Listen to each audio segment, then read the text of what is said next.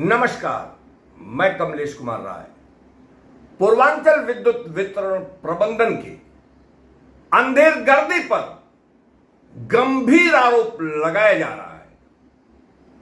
आरोप है कि प्रबंधन में बैठे ओहदेदारों के द्वारा गंभीर आरोपियों को संरक्षण देकर कार्रवाई के बजाय उन्हें बचाने का प्रयास हमेशा से किया जाता रहा है। अनियमितताओं का बोलबाला है और किसी भी स्थिति में अपने व्यक्तिगत स्वार्थ के लिए, अपने व्यक्तिगत फायदे के लिए जो कुछ भी कारगुजारी या प्रबंधन कर रहा है उससे सरकार की छवि बिगाड़ी जा रही है। आरोप है कि वाराणसी अर्बन फर्स्ट सर्कल में तैनात तत्कालीन अधीक्षण अभियंता आर.एस. प्रसाद के द्वारा खुलेआम तौर पर बेखौफ होकर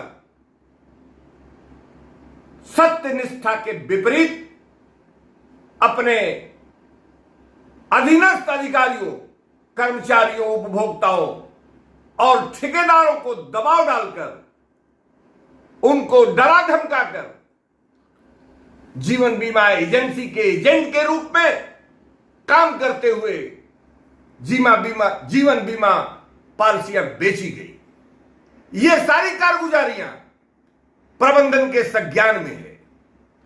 तमाम मीडिया, जनप्रतिनिधियों और ट्रेड यूनियनों के द्वारा बार बार प्रबंधन के संज्ञान में तत्कालीन अधीक्षण अभियंता प्रसाद की संबंधित कारगुजारियों के बारे में अवगत कराया गया। बावजूद इसके प्रबंधन किसी भी कीमत पर प्रसाद के विरुद्ध वर्तमान तक कोई कार्रवाई करने को तैयार नहीं है। सरकार की छवि बने या बिगड़े, इससे प्रबंधन के ओहदेदारों को कोई लेना लाना नहीं दिखाई देता। यही नहीं, बस्ती जिले में तो जो कुछ भी हुआ वह शर्मनाक है। रूरल थर्ड के क्षेत्र में गाड़े गए 27 अवैध खंभों के लिए शहरी प्रथम क्षेत्र के अधिशासी अभियंता संतोष को जिस ढंग से निलंबित किया गया वह सभी ने देखा है। उपभोक्ता मंच के द्वारा लगातार इस विषय को उठाया गया। तमाम ट्रेड यूनियनों ने भी इसका विरोध किया। तब जाकर 14 दिन के भीतर, निलंबन के 14 दिन के भीतर आरोप पत्र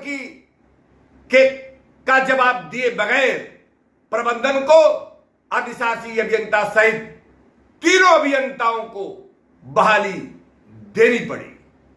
सवाल उठना लाजमी है कि आखिर किनको बचाने के लिए शहरी क्षेत्र के अधिशासी अभियंता को निलंबित किया गया। यही नहीं, यह भी महत्वपूर्ण है कि रूरल क्षेत्र में गाड़े गए 27 अवैध खंभे को मजरा घोषित करने वाले तत्कालीन अधीक्षण अभियंता आर.बी. कटियार के विरुद्ध आखिर कार्रवाई क्यों नहीं की गई। यही नहीं, आर.बी. कटियार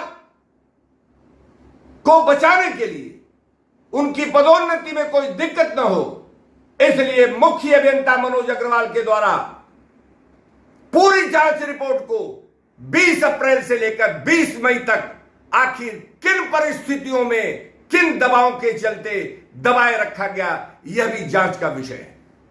सवाल यह भी है कि जहां एक भी उपभोक्ता नहीं था, वहां अधीक्षण अभियंता के द्वारा क्षेत्र को मजरा घोषित किया गया।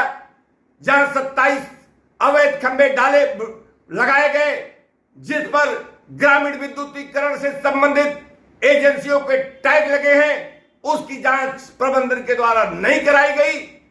और यही नहीं, उसी 27 गाड़े गए खंभों के पूर्व 15 और खंबे अधिकृत रूप से अधीक्षण अभियंता के द्वारा ग्रामीण विद्युतीकरण योजना के तहत, दीनदयाल योजना के तहत लगवाए गए, ट्रांसफार्मर रखवाया गया।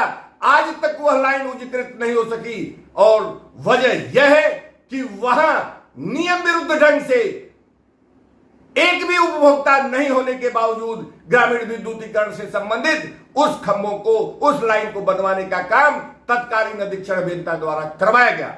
लेकिन प्रबंधन यह है कि वह सुनने और समझने को तैयार नहीं है। एक अधिशासी अभियंता को अनावश्यक रूप से निलंबित किया जाता है। 14 दिन के अंदर मजबूरी में उसे बहाली दी जाती है और उसे जो आरोप पत्र दिया जाता है उसमें यह लिखा जाता है हास्यास्पद ढंग से कि आपके क्षेत्र में, यानी कि शहरी प्रथम क्षेत्र में जो खंबे गाड़े गए हैं उसकी जिम्मेदारी, प्रशासनिक जिम्मेदारी आपकी मानते हुए प्रथम दृष्टया आपको दोषी मान के आपको निलंबित किया गया था। सवाल उठता है कि जब एक भी खंबा शहरी क्षेत्र में गाड़ा नहीं गया, सारे के सारे खंबे रूरल थर्ड में गाड़े गए, तो शहरी क्षेत्र के अधिशासी अभियंता को इस प्रकार के आरोप पत्र देने के पीछे आखिर मकसद क्या है? आखिर ऐसे अधिकारियों को जो निश्चित रूप से अच्छे काम करने वाले जाने जाते हैं, उनको अनावश्यक रूप से एक तत्कालीन अधीक्षण अभियंता कटियार को बचाने के लिए आखिर निलंबित करने के पीछे प्रबंधन क्या चाहता है, उसकी सोच क्या है, उसकी नीति क्या है? ये तमाम ऐसी स्थितियां हैं जिसे गंभीरता से लेने की जरूरत है और आने वाले दिनों में यदि इसे गंभीरता से सरकार और यूपीपीसीएल प्रबंधन द्वारा नहीं लिया गया तो सरकार की छवि बिगाड़ने के साथ साथ यूपीपीसीएल की नीतियों निर्देशों का भी कबाड़ा निकालने का काम पूर्वांचल विद्युत प्रबंधन करने में तनिक भी संकोच नहीं करेगा। उपभोक्ता मंच के लिए आज बस इतना ही। नमस्कार।